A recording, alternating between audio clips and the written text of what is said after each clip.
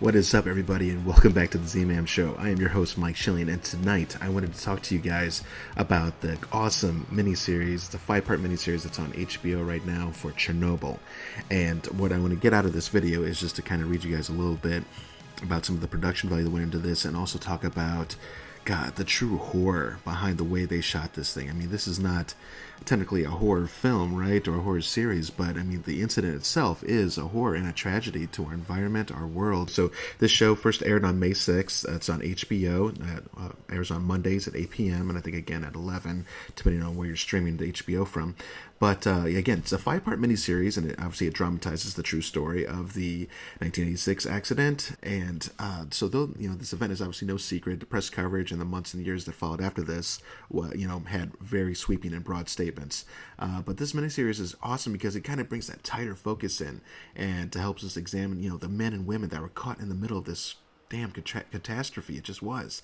But minute by minute, it actually recounts the events that occurred in that late April event, and it shows how much of Europe was truly at risk by this incident. So you can see by the footage in the background. I mean, I kind of had to turn off the audio because I didn't want to get monetized, which I'll probably get monetized for showing the video anyways. But all the same, as you can see, it's got a very creepy vibe. And if you do get a chance to check out the actual trailer on either YouTube or whatever, it just, oh man, the music and the way they shot this just gives you this super creepy vibe. So I thought what was interesting about this is that they had the chance to actually shoot and film a little bit in pre-production in Kiev, I found out, and they had considered actually shooting in the Ukraine as well, but they only got a few shots, like I said, outside of that in the Kiev area.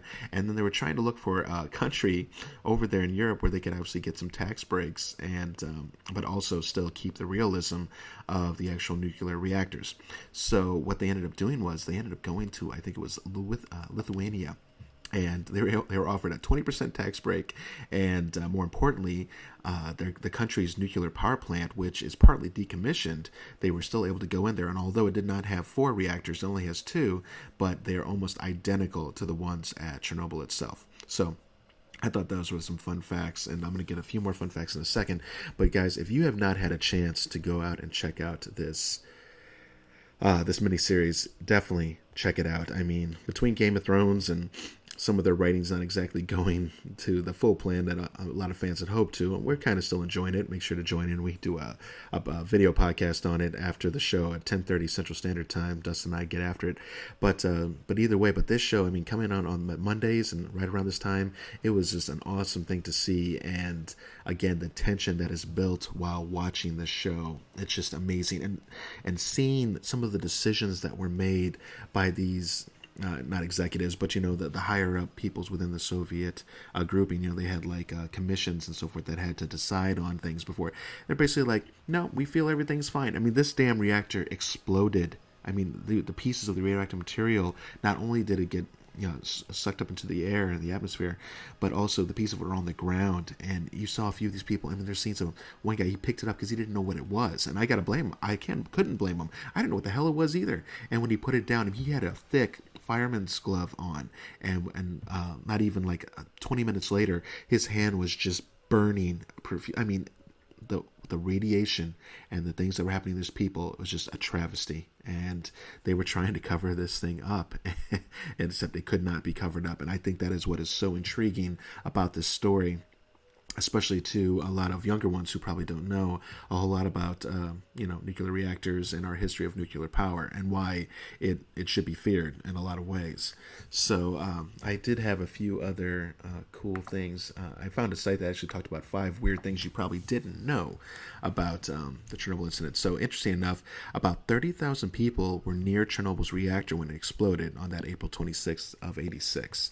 And those exposed to the radiation are thought to have received about 45 REMs. So REM is a unit of radiation dosage, okay? So on average, which is similar to the average dose received by the survivors for the atomic bomb that was on Hiroshima in 1945, back in World War II, or I should say the ending of World War II.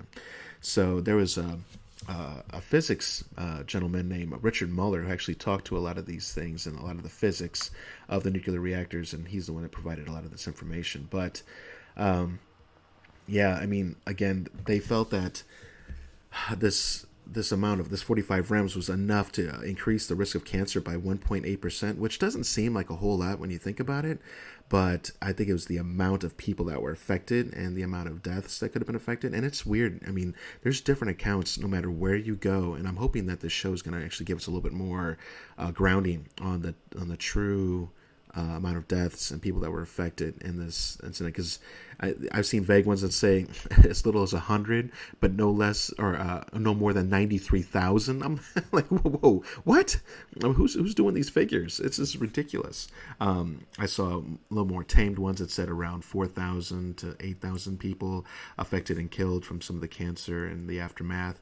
And again, it was interesting because some of the other accounts said that a lot of the heavy problems that the radioactive material gave was only within the first days of the actual incident. So after the first day, it dropped like dramatically, and then after that, it dropped again and again, and then within the next few weeks, it was still lingering, but the damage had already pretty much been done, especially to the local wildlife, the forestry, and everything else, which I know the show is going to get into even more. I hope to get on next week after the next episode and get out here and give you guys another like recap review on it, because like I said, this first episode, I was wanting so much more. At the end of that hour, I was just like, oh, no, you gotta keep going. Don't make me wait. Dozens of firefighters died. They sent these men, and they showed it too in the first episode. They sent these guys right up in there. And of course, they're just trying to fight the fires. I mean, they don't know any better. They're not being told. And these guys are getting right up there. These guys had families in the nearby villages. These villagers are coming out. They're watching the fire. And they're like, it's like a spectacle, right? Like, oh, I wonder what's going on. This and that. Meanwhile, you can see the little particles of the radioactive material just flying, and they're breathing it in. It's landing in their hair and their skin. And I'm just like, I mean, just jaw-dropping. I mean, what some amazing cinematography. It's just great stuff, guys. And so I think, and another big wow on this too, before we kind of jump off on this, talking about the Chernobyl incident and this show, there was no containment building built around the actual reactors themselves. So supposedly, I guess this was like some old Soviet, nuclear tech that was going on, and I guess that was part of the problems between what was going on in Russia at the time, or I guess the Soviet Union, if you will.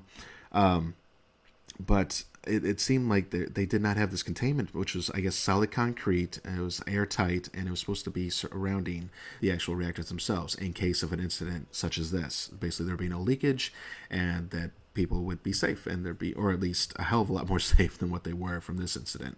And there basically was not one. There was not one built around here.